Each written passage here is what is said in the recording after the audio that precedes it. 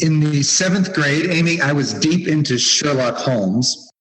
And a friend of mine and I read all the short stories and all the novels about Holmes. And he was the first detective to use the powers of deduction to solve crimes. And of course, he was entirely fictional and didn't exist in real life. But all those stories left me with a burning desire to be a criminal. Okay. I had this idea. How's that working for you right now, Holland? Are you talking from your jail cell or what? I had this idea that I could go around the world to like luxury resorts, and seduce the owners. Mind you, I was about 13. Seduce the owners of the most expensive jewels, and then with MacGyver-like tactics, I could escape detection and move on to my next prey. It kept me entertained through science class when I would invent these things in my mind. Burglary didn't work out as a career, so I've worked for nonprofits and schools and been a writer. But I think if I were in the 7th grade now, I wouldn't aim for charming my way into the world's most expensive jewelry. I think I'd be a cyber criminal, because that's where the money and the excitement really lies. I'm trying to track with you, Holland. I get the idea that it is exciting, but there's a risk to participating in those kind of activities. Even online activities. And as you know, with so many advancements in technology, it is so hard to keep up with the social media platforms and all those things on personal devices. And I remember as a mom, when some of those first social media platforms came out and all the ills and the evils and don't let your children do this and that kind of thing. And now, my goodness, it's really hard to keep kids safe and yet allow them to be part of this new online world. Yeah, well, we used to talk about how you shouldn't meet up with someone that you've never met in real life. And now we get in cars with them on Uber, or we go stay in their house, in their guest bedroom as part of Airbnb. It's all dramatically shifted in just 10, 15 years. But keeping the safe in the metaverse is important, and it's to continue our theme of safety. We're going to talk about cybersecurity. So we are excited to welcome Andrew Bustamante, a former covert CIA intelligence officer and Fortune 10 corporate advisor. So glad to have you here, Andrew. Yeah, absolutely, Holland. I'm happy to be here. Thanks for having me. Hi, I'm Holland Webb. Hi, I'm Amy Boland. And you're listening to The Afterword, a conversation about the future of words. In just 60 seconds, would you mind sharing the Cliff Notes version of your life and who you are? Yeah, absolutely. Who doesn't want to boil their life down to 60 seconds, right? So my name is Andrew Bustamante. I'm an ex-covert CIA intelligence officer. I was recruited into CIA when I was 27 years old. I met my wife at CIA. She was also an undercover officer. We got married. We operated around the world together. And then we actually chose to leave CIA shortly after we had our first child because undercover work was not conducive to the kind of family we wanted to raise. And then after leaving CIA, we had to start all over again. And we discovered that our skills that they had taught us at CIA became incredibly valuable outside of intelligence.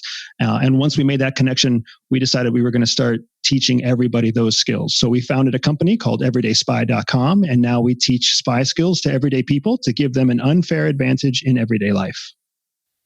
Oh my gosh, Holland, I'm so excited. Holland, there's a camp, right, Amy? There's like a one-day seminar. Yes. But you could actually have this become your side hack. What? Cyber criminal. Oh. Right. Well. Hey, there you go. Although, I don't know, you probably won't have as much time to do that with all your jobs and stuff. So anyway. Right. So, Andrew, we are super excited to have you here on the Afterword, but I am not versed in some of these terms, and I'm not sure all of our listeners understand what all these terms mean. We hear about them. They get thrown around in the news all the time, but let's, like you said, everyday spy, let's boil some of these terms down for the everyday person so that they have a little foot in the door, so to speak. So the first term is espionage. What is that? Yeah, Amy, it's so important, I feel like, to start from a common set of definitions. And one of the things I was really excited about when it came to teaching and also being on the Afterword with you and Holland was I knew you would immediately understand my focus on, hey, let's get a common vocabulary here. So for anybody who doesn't know what espionage is the fancy way of saying secrets. If you are trying to either protect a secret or steal a secret, you're talking about espionage. One word, two meanings, both the protection of secrets and the stealing of secrets. That can be national security secrets or corporate secrets. Both times and in both versions, you're talking about espionage. Okay. Wow, that was so fast and so clear. I love it. Okay. Next one sounds like this is going to be right up your alley. Cybersecurity. Yeah, cybersecurity is a term that specifically references digital security of either personal information or proprietary information. It has to be digital in order for it to be cyber. And then it has to be something of value, personal value or corporate professional value, to be something that you're trying to secure. So cybersecurity is the protection of personal or professional data in a digital world. Okay, that makes sense. Okay, firewall. Help me understand. Yeah. So a firewall is kind of like a cage. It's a cage that you put around digital information to make sure that nothing gets in and nothing gets out. So if you can imagine putting a criminal behind bars, or you put up a wall and a door to your house to keep the elements out, to keep unwanted guests out, that's the digital version of that, is a firewall. Okay. I'm loving this. Now, I know this next phrase from my studies of high school English, Trojan Horse. Trojan Horse is a great one. So a Trojan Horse is a digital vehicle, kind of like it could be a piece of code. It could be an email attachment, but it's some kind of digital package that carries inside it something nefarious, something malicious. So just like the traditional Trojan horse in mythology or in history, they let it through the gate and it was full of soldiers. Essentially, a Trojan horse is a digital package that's supposed to be something you let into your firewall, through your firewall, into your email account, or maybe onto your work computer. And then once it's inside, it releases malicious software. It releases a virus. It releases something terrible. But you would never know there's something terrible inside it because it just looks like a normal piece of information. That's frightening. Okay. Spyware. Spyware is software. It's just software.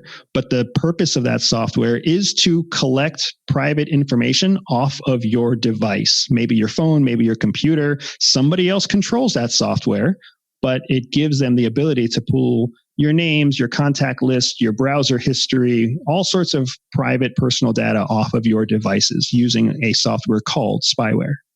That does not seem fair. Nothing about spying or espionage is fair. There we go. Another bit of information. All right. Last term, deep fake.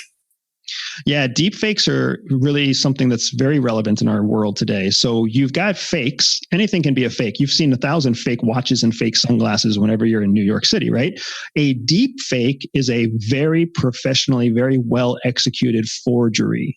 That's what we call a deep fake.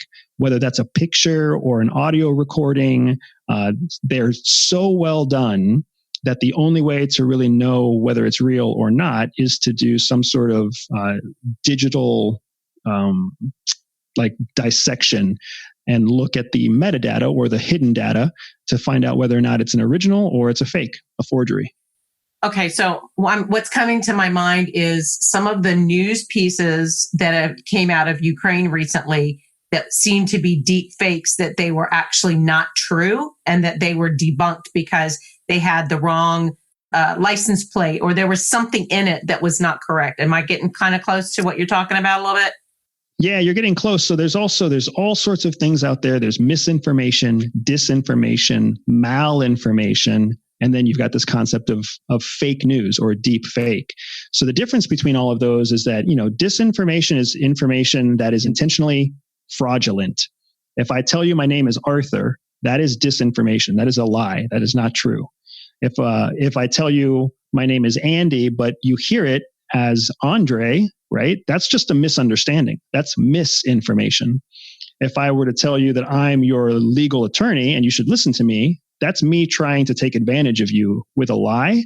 That's what's known as malicious or malinformation. So a lot of what you see in the media is either disinformation, misinformation, or malinformation. The deep fake is very, very unique. The deep fake is somebody's put a lot of time and effort and energy into making a forgery that will not get caught. So what you're talking about when you talk about Ukraine, there's a lot of misinformation and disinformation about Ukraine, but not so much deep fake. It's too hard to make a fake that fast. Okay, perfect. So this would be, the deep fake would be more along the line of counterfeit money, somebody who's done a really good job with that $100 bill and they have to take that special pin and mark on it to make sure. There you go. Yes. Really well done forgeries. Correct. Okay. All right. I feel like I'm ready for this. I'm kind of excited, Holland, but I'm also a little bit nervous because I'm feeling a little uncomfortable about something I'm going to hear right now. Right. Okay. So if I wanted to be a cyber criminal, I can't get away from this. I mean, it's my one opportunity to learn about it. If I wanted to get on the dark web and be a cyber criminal, how would I get started? What would my career look like? And how would you catch me? So Holland, I don't want to be the one that ruins your dreams. But you don't want to be a cyber criminal, man. Like it's such hard work and the money is not as good as you think it is. It's like winning the lottery to become a successful cyber criminal. But let me answer your question. So if you wanted to get started, first, you would have to know how to get on the dark web. It's not easy to get on the dark web.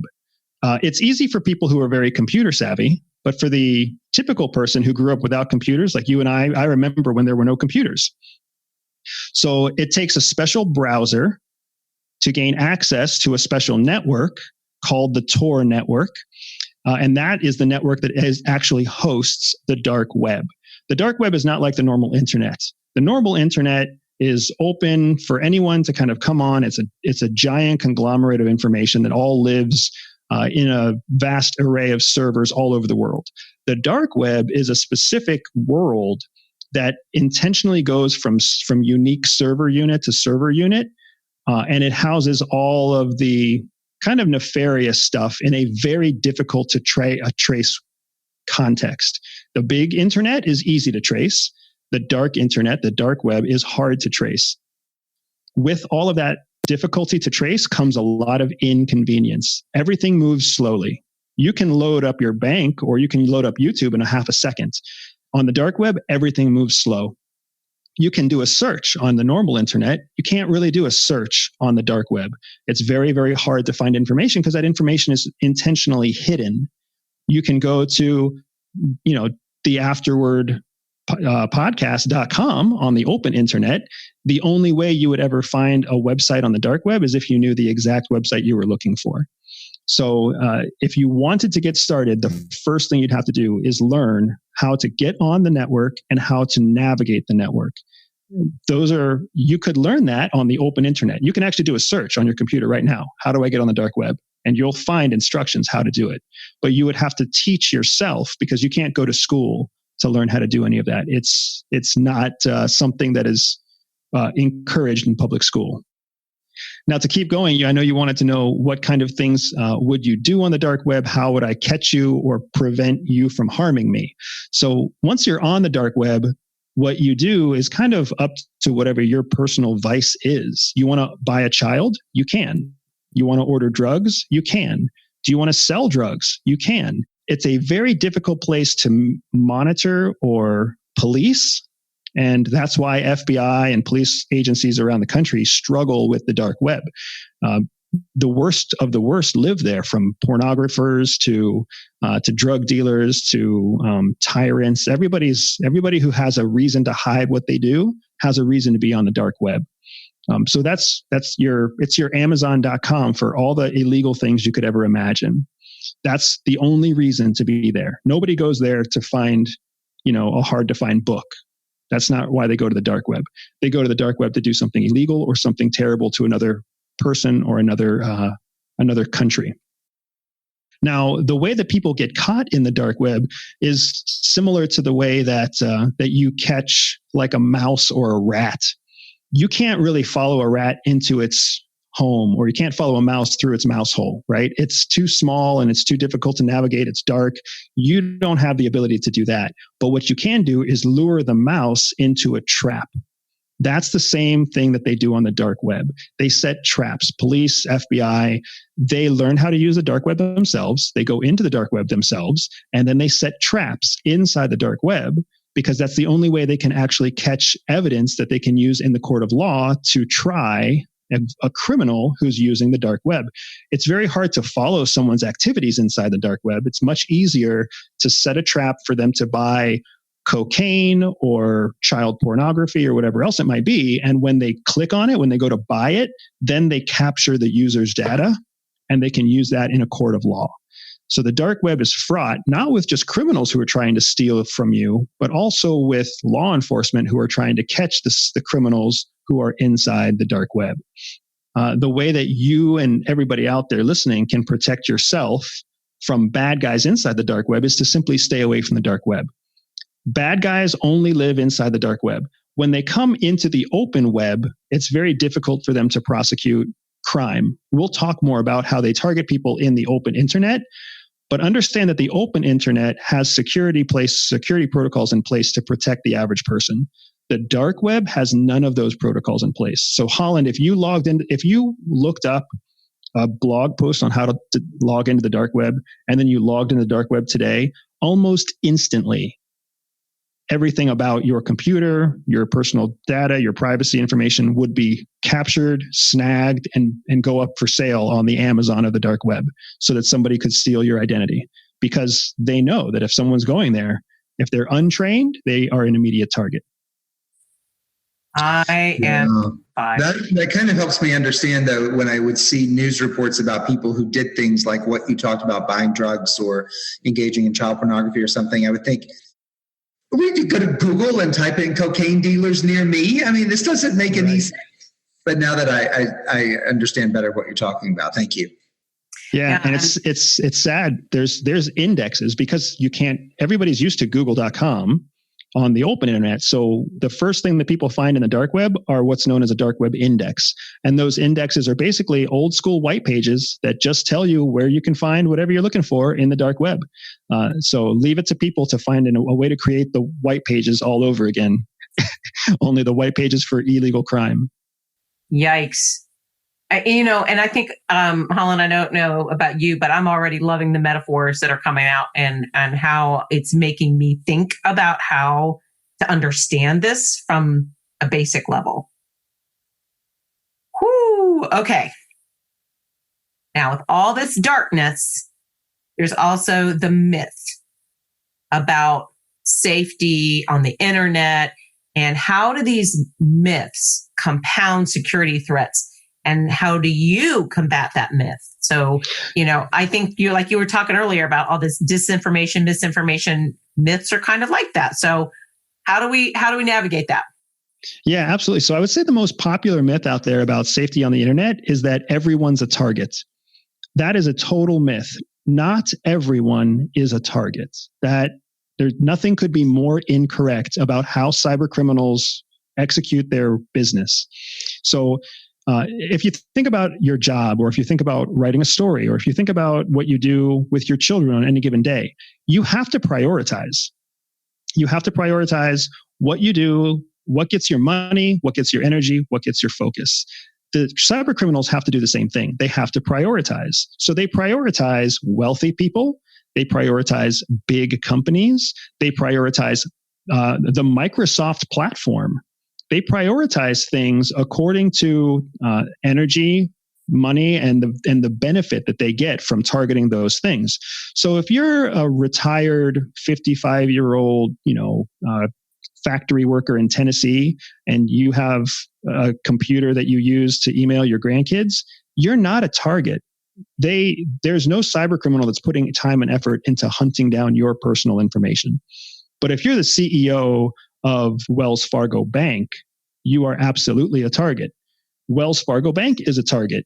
Your average running shoe store in, you name the city, Chicago or LA or anywhere else, that's not a target. There's no reason to target a $1 million company when you can target a $15 billion company with the exact same technology. So the big myth out there is that everyone's a target. You can rest assured 99% of individuals are not a target. Okay, well, that's a little bit of good news. I feel a little lighter. Thank you. A big way that I combat this myth with the people that I work with is I try to ask them to stand in the shoes of a cyber criminal. And so, Holland, you're perfect for this. If you had to put your time and effort into learning how to be a cyber criminal, are you going to work really hard so you can steal the privacy data of somebody whose net worth is $50,000? Or are you going to put your time and effort into hunting down the privacy data for someone whose net worth is $50 million? 50 million. Yeah, exactly. So right away, the top 1% of people are at risk, and the rest of the 99%, most of us are not at risk. It really does throw a lot of what you think you know about cybersecurity.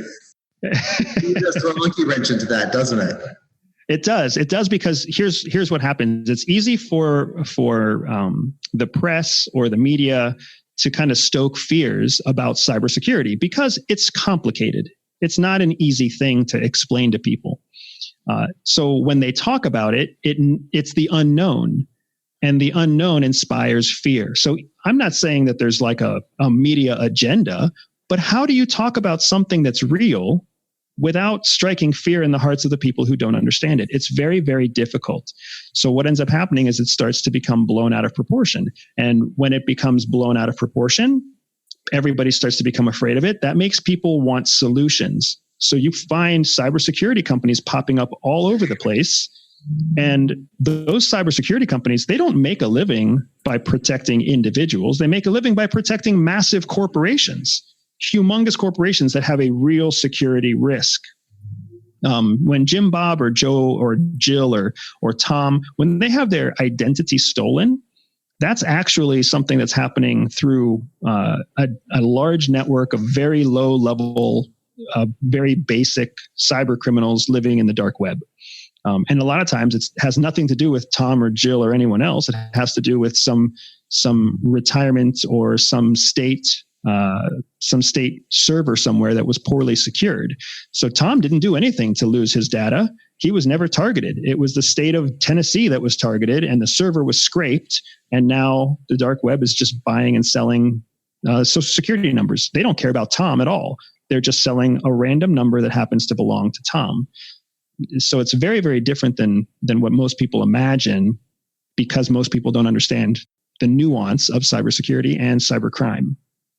What about the small businesses that become targets of cyber crime? I think it's usually something really small, some kind of malware that's inserted and so freezes the computer or whatever until you pay an amount of money, and then they leave you alone. Yeah. So what you're talking about is called ransomware. Yeah, exactly. Yeah, and here's how it happens, right? In the scale of prioritization, the market share, like 75% of the market out there in the whole computer world, still belongs to Microsoft. Microsoft is the big dog in the room. So the vast majority of cybercrime that's out there targets the Microsoft operating system. Well, it just so happens that most small business owners, guess what they build their business using? A Microsoft computer, right? And then, so cyber criminals are out there constantly innovating new creative ways to attack a Microsoft computer.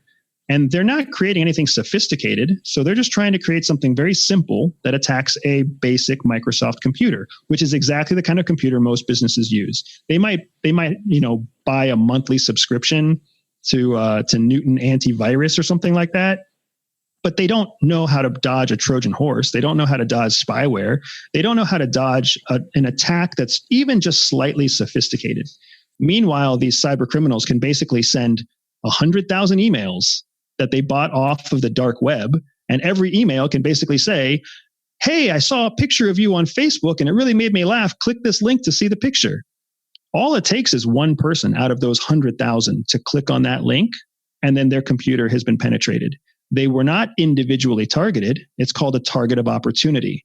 It just so happened that business had a computer that wasn't protected against that kind of attack. And then the person who used that computer made a mistake and clicked on a link, and now the whole computer is compromised. The way that ransomware works is it freezes the computer, and then it just automatically puts up a message box that says, hey, if you want access to your computer, you have to pay me $150,000. Well, it's 9 times out of 10, the person who's ransomed doesn't have that kind of money. So they write back to the ransomer and they say, I don't have $150,000. And the ransomer on the other side says, oh, okay, click, you have your control of your computer back because you were not who we were trying to ransom from. They don't care. They're trying to hold ransom the attorney who has $5 million in the bank. So when they find out that that's who they hit, then the ransom is real. It makes us all feel a little bit depressed when we realize how insignificant we are, right? That's exactly where my thought was going, Andrew. I'm like, gosh, I'm not really worth it. I'm not. But then I'm kind of like, yay, I'm not a target. This is that ugly, beautiful, the salted caramel, right? That, yay, you go. All right. Well, I kind of feel better, kind of, sort of. Yeah, in the cyber criminal space, we just don't count. We don't matter. And it's the best part about hiding in plain sight. It's espionage. It's spying 101, Amy. You get to hide in plain sight because nobody thinks that you're a threat. Nobody thinks that you're worth any real money. Nobody cares about you. And that's the best position of power because you have that power of anonymity. Okay. Well, so Holland, once our podcast gets picked up by some national syndicate, look out. They have messed with the wrong people. Oh my goodness. All right. What's going to be the biggest cybersecurity threat we face in the next 5 years? And then help us understand how that may be different from the public's perception of the biggest cybersecurity threat we'll face in the next 5 years. Yeah, no, that's a great question, Holland. So you may not like the answer, and I'm sure that most people are not going to like this answer. So remember, cybersecurity. I don't like any of your answers so far. I tell you the truth, Andrew. They've all been like, you're not important. You won't like being a criminal. Okay, good. We just have to find something legitimate for you to do because it's so much easier than being a criminal. And then you can make your millions legitimately and you will be of interest to criminals. See, it's a win-win situation. But well, I do write for cyberdegrees.org, helping people find their niche in cybersecurity jobs and degree fields. So maybe that elevates my importance in this universe. Yeah, absolutely. Especially if you have like one student who doesn't like you, then you're going to be extremely important. Yeah. Okay. I'm sorry I interrupted you. Okay. I'm not going to answer, which is. So here's the truth. Cybersecurity, like we defined, has to do with keeping stuff safe digitally, right? The biggest cybersecurity threat you face in the next 5 years has nothing to do with cybercrime. It has to do with the collection of your privacy data by corporations where you give them permission to collect your data. That's the biggest threat to your cybersecurity. Right now, you download an app to your phone, you open up your Google Maps, you do anything with your Apple Messenger, and you get a series of pop-ups that say, hey, do you allow Apple to use your microphone? Do you allow Google to use your location? Are we allowed to use, this Messenger app to check your contacts? And it all seems very friendly and very helpful and very convenient. But what you don't realize is that when you click yes to those things, you're giving permission to the system, to the person who owns the application. You're giving them permission to scrape or take all of your data related to that app. So when you download WhatsApp and then WhatsApp says, hey, would you like to know which of your contacts are also on WhatsApp? As soon as you do that, your entire contact list is downloaded by WhatsApp. And now they know who's on your contact list. Who are you connected to? And then as you use WhatsApp, they know, who do you call the most? How long is your average call time? Do they call you? Do you call them? And then if they're also tapped into the other person's phone, they have all of the data on that as well. The direction that the world is going in is more and more technological-based solutions where you give permission for them to understand how you use the technology, whether it's marriage counseling, or whether it's your children's dental visits, or whether it has to do with your own online education. And we opt into giving people all of this highly sensitive information in exchange for the convenience of using their application. That exchange of private information in exchange for convenient digital convenience, that is the biggest threat you face in the next 5 years. It's so interesting. I was actually writing an article today about something that universities are starting to do where they call it geoframing, where they could determine who within a particular area, and it would usually be like they would look at the community colleges that served as feeders to them, and then they would identify the phones of the people within that particular area, and from that they could trace them to their house and figure out what their address was, and then have access to all the other devices that they had, determine their interests, and then start sending them texts and emails based on their interests and whatever program it is the university's offering, which I guess is a fairly benign thing to do. But it's kind of creepy if you think about the fact that something as sort of ordinary as your state university is able to find out that much information about you and then use it to their benefit. Is that the kind of thing you're talking about? That's exactly it. Yeah, Holland, because what's happening is they're using that data for that purpose, but the data exists for anybody out there to use for any other purpose they want. So it's all well and good when it's a local ice cream shop who wants to sell ice cream to you when you happen to be walking by their front door. I don't know if you've ever received one of those notifications. You're walking by, a Kilwin's ice cream shop, and then all of a sudden you get a notification. Hey, here's your 25% off coupon to go into Kilwin's, because they know that you're walking in downtown Chicago because your phone has metadata that's communicating to a tower that says that you're there. And maybe your Facebook history says that you like ice cream. Who knows? But that technology that you're talking about specifically, that highly invasive technology, is something called ad tech.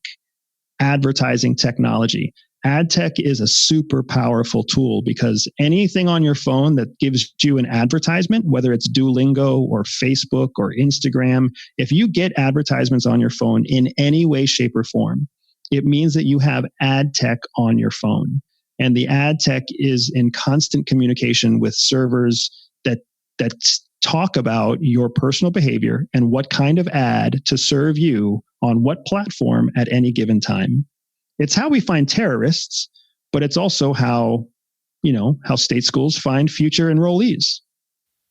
Or how Amazon tells me that I need to order something new because I searched for it. Exactly right. They know exactly when you're out of diapers. They know exactly when you're due for new peanut butter. I'm feeling kind of icky right now, Holland. So right. Compare to that, what people think is their biggest threat in the cybersecurity space, right? Everybody's afraid of Russia hacking into their computer. They're afraid that China is going to hack into their computer and, find out that they're lying on their tax form this year, whatever it might be. There's a 10,000 unfaithful spouses out there afraid that someone's going to catch them having an affair with the pool boy or with the secretary in the office. They don't realize that nobody cares about that. There's no money to be made there. But there's lots of money to be made when you can sell a person's pattern of life, right? A pattern of life means they're essentially their behavioral profile. If you can sell the behavioral profile of every single mom to a corporation that is selling solutions for single moms, that one transaction is billions of dollars in business for them. And they want to be able to know, are single moms suffering from loneliness? Are single moms watching a certain show on Netflix? Are single moms buying a certain brand of peanut butter for their children?